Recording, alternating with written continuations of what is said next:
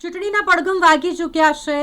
કેટલીક પાર્ટી દ્વારા ઉમેદવારોના નામની યાદી પણ જાહેર કરી દેવામાં આવી છે, જેમાં સામાન્ય રીતે આપણે જોઈએ કે જ્યારે ઉમેદવારના નામની જાહેરાત થાય એટલે ઉમેદવાર ચૂંટણી પ્રચારમાં, રેલીઓમાં, આ બધા કામમાં જોતરાઈ જાય છે। પરંતુ વોર્ડ નંબર 12માં કંઈક અલગ જ જોવા મળ્યું। વોર્ડ નંબર 12ના કોંગ્રેસના ઉમેદવાર રાકેશ ઠાકોર કે જેઓના નામની જાહેરાત પાર્ટી દ્વારા કરી દેવામાં આવી છે, તેઓને વોર્ડ નંબર 12માંથી ઉમેદવાર તરીકે ઘોષિત કરી દેવામાં આવ્યા છે, પરંતુ તેમણે ચૂંટણી પ્રચારને પ્રાથમિકતા નથી આપી, પરંતુ લોકોની જે પીડા છે, જે સમસ્યા છે, તેને પ્રાથમિકતા આપી તેમણે કહ્યું કે પ્રચાર તો થતો રહેશે, પરંતુ પહેલાં લોકોની સમસ્યાનું નિરાકરણ થવું જરૂરી છે। વોર્ડ નંબર 12નો વિસ્તાર કે જ્યાં લોકો અસહ્ય ગંદકી અને દુર્ગંધનો સામનો કરી રહ્યા હતા, ત્યાં રાકેશ ઠાકોર પહોંચી ગયા અને અહીં રહેતા લોકોને ગટરના ગંદા પાણી જે રસ્તા પર ફરી વળ્યા છે, લોકોના ઘર સુધી આ ગટરનું ગંદુ પાણી પહોંચી ગયું છે, જેના કારણે અસહ્ય દુર્ગંધ ફેલાઈ રહી છે, મચ્છરનો ઉપદ્રવ વધી ગયો છે, મચ્છરજન્ય રોગ ફાટી નીકળે તેવી દહેશત હશે। આ દુર્ગંધયુક્ત અને ગંદુ પાણી જ્યારે રસ્તા પરથી વહેતું હોય તો ગંદકી અને સાથે સાથે દુર્ગંધ ફેલાઈ રહી છે અને તેના કારણે લોકો જ્યારે હેરાન થતા હોય ત્યારે વોર્ડ નંબર 12ના કોંગ્રેસના ઉમેદવાર રાકેશ ઠાકોર લોકોની વચ્ચે પહોંચ્યા અને આગામી સમયમાં જો 2 દિવસની અંદર વોર્ડ ઓફિસ તરફથી કામગીરી નહીં કરવામાં આવે, અહીં સ્વચ્છતા નહીં કરવામાં આવે, આ સમસ્યાનું નિરાકરણ નહીં કરવામાં આવે તો તેઓ વોર્ડ ઓફિસની બહાર પહોંચી જશે લોકોને લઈને અને ત્યાં ધરણા પર બેસી જશે તેવી ચીમકી ઉચ્ચારી છે। અત્યારે પ્રચારને નહીં પરંતુ લોકોની સમસ્યાને પ્રાથમિકતા આપી છે કોંગ્રેસના ઉમેદવાર રાકેશ ઠાકોર એટલે લોકોમાં પણ એક આશાનું કિરણ જાગ્યું છે કે તેમની સમસ્યાનું નિરાકરણ આવી શકે છે। નમસ્કાર દર્શક મિત્રો, અત્યારે હું અકોટા પોલીસ લાઇન વિસ્તારમાં આવી પહોંચ્યો છું અને આપ જે રીતના દ્રશ્યમાં જોઈ રહ્યા છો કે ભર ઉનાળે ચોમાસા જેવી સ્થિતિ અહીંયા જોવા મળી રહી છે। કારણ એક જ છે કે અહીંયા ગટરો ઉભરાઈ રહી છે।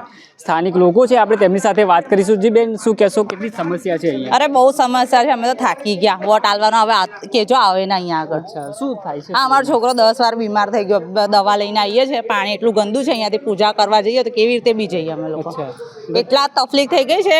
આ કોર્પોરેશન વાળા કશું સાંભળતા જ નહીં, અરજી બધી આપી દીધું, હવે કોઈ આવતું નથી। અચ્છા, તો આ વખતે આ ગટરનું પાણી ઉભરાય છે? આ ગટરનું પાણી છે, આ જો બધી ગટર, આ અહીંયા બધી જ બાજુ થઈ રહ્યું છે। કોર્પોરેશન વાળા કોઈ આવતા નહીં? કોઈ નહીં આવતું, અહીંયા નજીક જ રહેશે, કોઈ જોવાય નહીં આવતું। અચ્છા, કોણ છે, શું નામ? રીટાબેન છે ને, રીટાબેન છે। અચ્છા, આવતા જ નહીં? કોઈ જોવા નથી આવતું। તો ઘણી તકલીફ પડતી હશે અહીંયા જવા? અરે બહુ પડે છે, થાકી ગયા તકલીફના માટે અમે લોકો। બેન, શું કહેશો આ જે રીતના?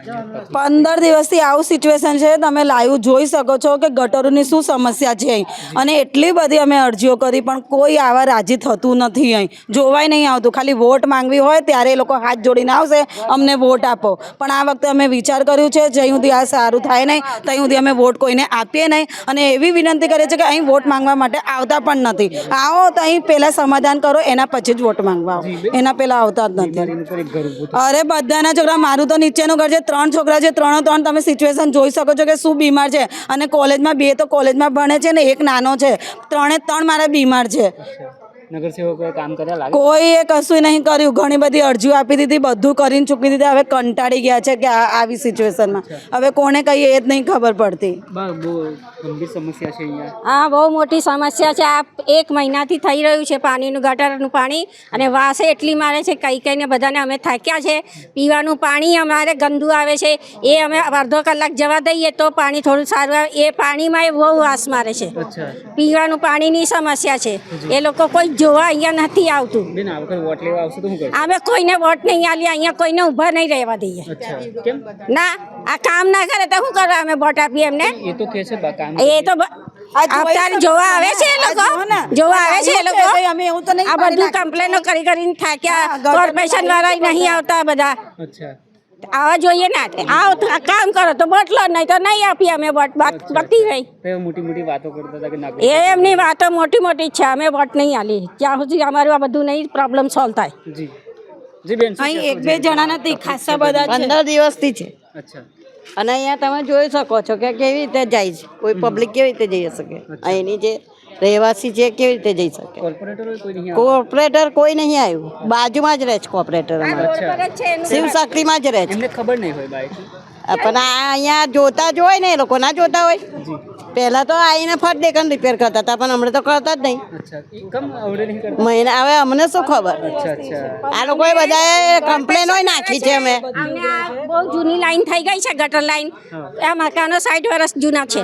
એમને આ લાઈન બીજી નવી અમને નાખી આલે તો ઠીક છે. આ બધી ગટરો બેસી ગઈ છે, લાઈને બધી અંદર ખરાબ થઈ ગઈ છે. એટલે આટલા વર્ષ 60 વર્ષ એટલે કેટલી ગટર બી લાઈન ખરાબ થઈ હશે. એ લોકો લાઈન નવી નાખી આલે. કઈ પ્રસંગ કરવો હોય તોય ના થાય. ના થાય ને, કઈથી થાય? આ બધું પાણી રેલો હોય, તાલાબ ભરેલો હોય, કોઈ કઈ પ્રસંગ કરે. કોઈ આવે તો એ લોકો એવું કહે કે આવા મારે છે લોકો. આ લોકો અમારે ઉલટું એ જો શરમ આવે છે બધી. જી બેન શું કહેશો જે રીતના અહીંયા સમસ્યા. ગટરની સમસ્યા પૂરી કરી આપો અમને તો આગળ પગલું નહીં ભરાય. અચ્છા કારણ કે બધા કંટાળી ગયા છે. સામે મંદિર છે સાંઈબાબાનું. પણ હવે તો ઇલેક્શન છે એટલે બધા નેતાઓ બી અનમે રહે. કોઈ જોવા નહીં આવે. વોટ આપવા એટલે આવશે ને ત્યાં પગે લાગીને આવશે બધા જ કે અમને વોટ આપો, ગાડી મૂકશે ને બધું કરશે. પણ એમ જોવા નહીં આવે. એમને શું છે, પાણી અમારે વેઠવાનું છે ને, એ લોકોને થોડી વેઠવાનું છે. વર્ષમાં એકવાર આવવાનું, હાથ જોડીને માંગવાનું, ગાડીઓ મોકલશે, લઈ જશે પકડીને વોટ આપવા. કોર્પોરેશન વાળાએ નાખે છે કે હાઉસિંગ બોર્ડમાં જવાનું જ નહીં, સળિયા નાખવા અમે જવાના જ નથી. કોણ કરશે તમને આ સમસ્યામાંથી? હવે અમે અરજી કરી છે ભાઈ, જે સામે આવે એ અરજી જે વોટ લેવો હશે એ કરી આપશે. તો પહેલા ચૂંટણી પ્રચાર પછી પહેલા લોકોની વારે આવ્યા. ચૂંટણી તો પછીની વાત છે. મારું પહેલું કામ છે લોકોની સેવા કરવાનું. એટલે મને અહીંયા સ્થાનિકોનો ફોન આવતા મેં અહીંયા આવી ગયો. અહીંયા મને જાણવા મળ્યું કે છેલ્લા 15 દિવસથી ગટર ઉભરાઈ રહી છે, કોઈ સાંભળવાનું નથી. અધિકારીઓને કહીને થાક્યા. વિસ્તારના કોર્પોરેટર છે અહીંયા બાજુમાં જ રહે છે, 100 મીટર બી ઘર નથી. બૂમ પાડો તો એમને અવાજ સંભળાય એવું ઘર છે. એમને બી અહીંયા ધ્યાન ના આપી. ભાજપના શાસનમાં એ કેવું કહેવાય, શરમજનક વાત કહેવાય. મોટી મોટી વાતો તો બહુ કરે છે, રોડ રસ્તાને બતાવ્યા કરે છે, પણ વોર્ડ 12માં જ્યાં જોવો તો ખાડા, જ્યાં જેવા રોડ રસ્તા ખરાબ, ગટરના ઢાંકણા ખુલ્લા, ગટરોના પાણી રોડ પર નીકળવું, આ બધું એક કોમન વસ્તુ થઈ ગઈ છે. સ્થાનિકોની કોઈ સમસ્યા સાંભળવાનું નથી રહ્યું. આ બહેનોના ઘરમાં એટલી બધી પ્રોબ્લેમ છે. આ પાણી ગટરના લીધે રોગચાળો ફાટી નીકળ્યો, બીમારી ફેલાઈ ગઈ, ગંદુ પાણી આવી રહ્યું છે. જો અધિકારીઓને કહેવા માગું છું 2 થી 3 દિવસમાં આ વસ્તુનું નિરાકરણ નહીં આવે તો આ જ પાણી ભરીને તમારા ટેબલ પર લાવીને મૂકી દઈશું. અને ત્યાં બી નિરાકરણ નહીં આવે તો અમારા છેલ્લે કમિશનર સાહેબ છે. કમિશનર સાહેબ તો એ લોકોનું લે જ કરે છે, વીકલી બેઠક લે જ છે. મને એવું જાણવા મળ્યું છે. એમની પાસે વીકલી બેઠકના દિવસે જે ડોલો ભરીને જઈશું અહીંયાથી ગટરના પાણીની બહેનોને સાથે લઈને. કે એના કોર્પોરેટર અહીંયા બાજુમાં જ રહે છે તો એમને આ નહીં દેખાતું હોય લાગે. અરે હવે આ ખાડા કાન કરી રહ્યા છે એવું લાગી રહ્યું છે. કેમ કે એવું કહેશે કે અમારી ટર્મ પૂરી થઈ ગઈ, અમારે હું 5 વર્ષ પતી ગયા અમારા. એમાં તો એમને 5 વર્ષે એકવાર દેખાવાનો હોય જ્યારે વોટ લેવાનો હોય છે ત્યારે. પ્રજાનો તો કામ તો એમને ક્યાં દેખાય છે? પ્રજાને તો બૂમ જ પાડવાની છે. બિચારી પ્રજા મરતી રહે છે. 5 વર્ષે વોટ આપવા નીકળે છે, ભગવાનના નામ પર વોટ માગી રહે છે. પણ આ વખતે મેં જનતાને બી કહેવા માગું છું કે ભગવાનના નામ પર વોટ માગે તો તમે જોઈ વિચારીને વોટ આલજો. ભગવાન તો તમારી સાથે જ રહે છે. તમારે જે કામ કરવાના લોકો છે એમને વોટ આલજો, નહીં તો આવી ગટરો ઉભરાવશે, રોડ રસ્તા ખુલ્લા રાખશે અને ભગવાન પાસે તમને મોકલવાનો રસ્તો બનાવી દેશે આ લોકો. જી તમને પણ ટિકિટ મળશે, તમને આ લોકોની સમસ્યામાંથી બહાર કાઢશો 100%. 2 દિવસનો ટાઈમ, વધારે નહીં. 2 દિવસની અંદર જો નિરાકરણ નહીં આવે, ત્રીજે દિવસે વોર્ડ ઓફિસની બહાર હલ્લા બોલ. અચ્છા અને સ્થાનિકો પણ કહી રહ્યા છે કે વોટ લેવા નહીં આવવા દઈએ. સ્થાનિકોને ગુસ્સો વ્યાજબી છે. કેમ કે અંદર આ ગંદવાડાના લીધે બીમારી વધી, એમને શારીરિક નુકસાન થયું, માનસિક નુકસાન, આર્થિક નુકસાન બધું જ થઈ રહ્યું છે.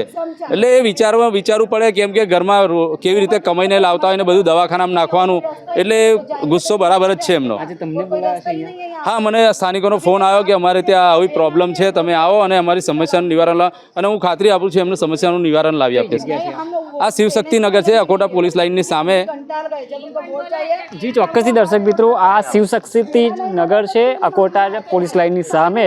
અને અહીંયા જે રીતના મહિલાઓ છે તે અત્યારે બહાર આવી છે. અને જે રીતના આ દ્રશ્યમાં અમે બતાવ્યું કે અહીંયા જે પાણી ઉભરાઈ રહ્યું છે, જે ગંદુ દૂષિત ડ્રેનેજનું પાણી, તેની તેઓ સમરકામની માંગ છે તે કરી રહ્યા છે. કેમ કે અહીંયા ચાલવું ઘણું મુશ્કેલ પડી રહ્યું એવી સ્થિતિ છે તે અહીંયા જોવા મળી રહી છે. એક તરફ બીમારીનું ઘર થાય તેવી સ્થિતિ અત્યારે અહીંયા જોવા મળી રહી છે. સ્થાનિકો કહી રહ્યા છે કે જો નગરસેવકોએ અમારી આ જે સમસ્યામાંથી અમને છુટકારો અપાવ્યો નથી એટલે આ વખતે અમે વોટમાં પણ ક્યાંક કચાશ કરીશું ને જે રીતના અત્યારે અહીંયા જોવા મળી રહી છે એ સ્થિતિ જ્યાં સુધી તેમનું નિકાલ નહીં આવે ત્યાં સુધી તેઓ દ્વારા આ જ પ્રકારનો તેઓ વિરોધ છે તે તેઓ કરવાના છે.